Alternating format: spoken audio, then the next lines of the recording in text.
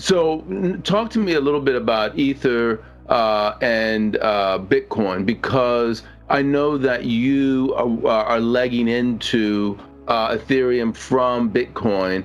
But ever since this El Salvador announcement, there's been a relative change. When I look at the assets, I look at all of the assets, on a week basis. Many of them are down. Bitcoin has seen a bid. Do you think that's just a spike on the news and then that's going to fade, or is there something going on there? No, I think people allocated more to Ethereum because it had been going up. Both spaces were missing a positive news story. Bitcoin gets the news story. People reallocate money from Ethereum into Bitcoin. Pretty normal stuff. And the ETH Bitcoin cross went quite far. It's got a significant resistance at about 0.08. I think once it breaks that, it goes much, much higher. But I think a correction where Bitcoin outperforms for a few months, 2 months, 3 months, I think would be healthy and normal. I think then we start coming in to the new ETH 1559 token and the changes that's probably pretty good story for ETH. So I think ETH tends to outperform. We had Kirill Sokolov interviewed Joey Krug on the platform. Great interview as ever. What's amazing is Kirill's been around a long time. He's not a spring chicken, but he's been all, and many people consider him, from traditional financial markets. He's been all over this crypto thing for a long time. Him and I are good friends, and I've always been amazed about his thought leadership in this space. So he interviews Joey Krug as the opposite end of the age group and as an equal outperforming success. And Joey was actually talking, his view as well is probably that Ethereum outperforms as we start moving into this early next year into the proof of stake mechanism.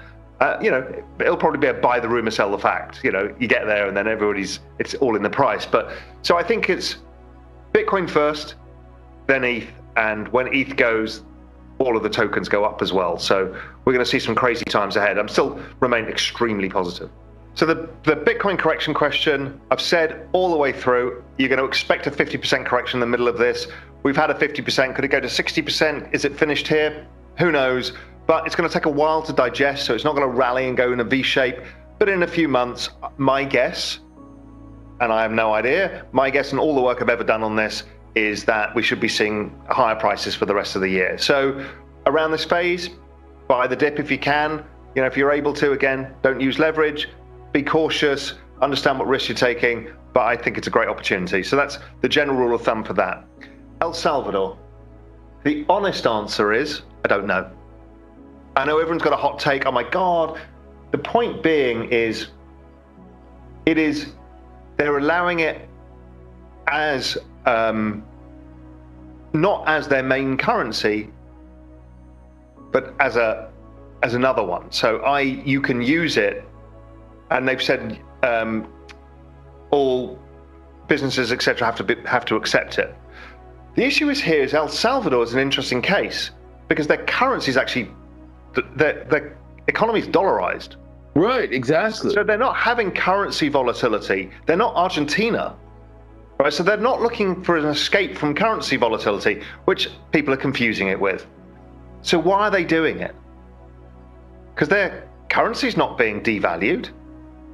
So they're not living with an economic shock. A lot of it is remittances, of which the Strike network is great for remittance payments. So a lot of it's for that.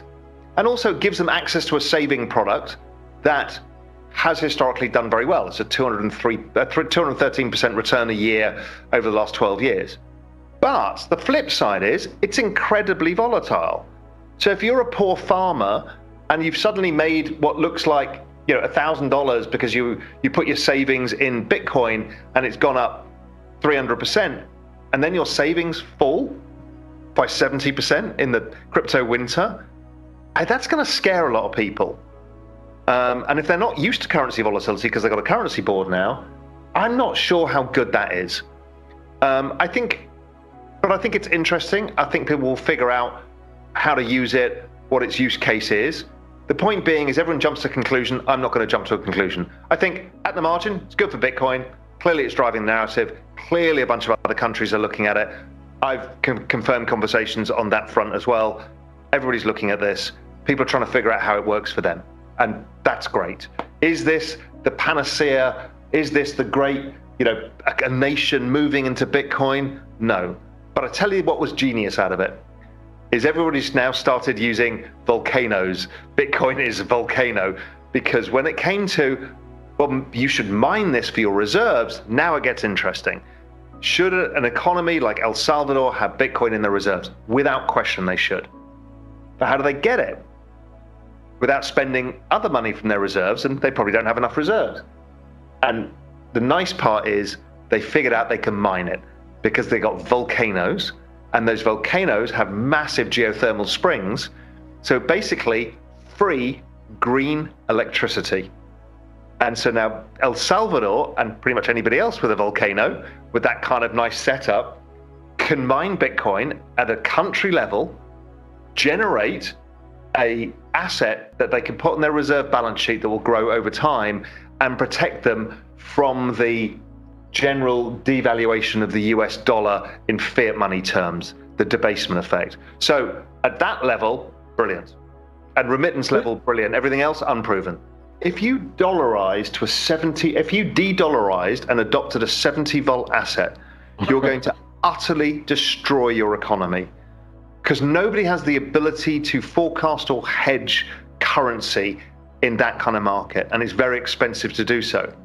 So we need to understand moneyness really in this equation. What works as money, what works as store of value, what works as a reserve asset, and don't confuse the whole lot, because you are utterly going to destroy every industry in El Salvador if you can completely convert to a 70 volt currency. And the moment the currency goes to the roof, their costs change, collapse, their costs change, imports go up, imports go down by such huge swings. I mean, that would literally hole out everybody. So right, yeah, that makes a lot of sense.